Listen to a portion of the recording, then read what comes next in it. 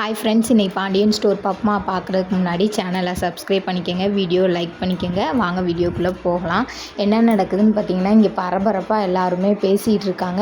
ஏன்னா 2 நாள் கழித்து ராஜிக்கு செக்கப் பண்ணலான்னு நினச்சாங்களா, இப்போ இன்றைக்கே போவோம், எனக்கு பயமாக இருக்குது அப்படின்னு சொன்னனால எல்லோரும் சேர்ந்து ராஜியோட அம்மா கோமதி எல்லாருமே சேர்ந்து போகிறாங்க ஹாஸ்பிட்டலுக்கு போய் வீட்டில் ஒரு தடவை செக் பண்ணியிருக்கலாமோக்கா, எனக்கு பயமாக இருக்காக்கா அப்படின்னு சொல்லி ராஜி சொல்கிறாங்க.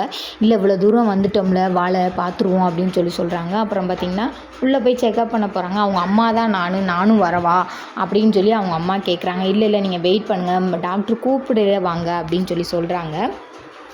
அப்புறம் பார்த்திங்கன்னா செக்கப் பண்ணிவிட்டு எல்லாருமே வெளியில் நிற்கிறாங்க. என்ன சொல்லுவாங்களோ எது சொல்லுவாங்களோ அப்படின்னு சொல்லிட்டு கோமதி கூட சொல்கிறாங்க, அவள் மூஞ்சியெல்லாம் பூரிப்பாக தாண்டி இருக்குது, அவள் மாசமாக தாண்டி இருக்கா அப்படின்னு சொல்லி சொல்கிறாங்க.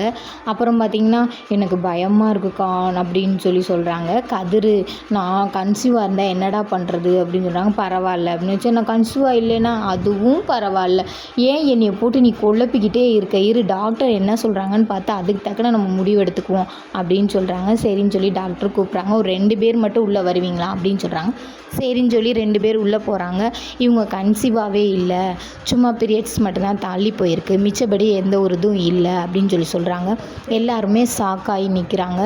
எல்லாரும் இருந்த சந்தோஷம்லாம் உடஞ்சி போச்சுன்னு மனசு கஷ்டத்தோடு இருக்காங்க. அதோட நாடகம் முடிஞ்சுச்சு.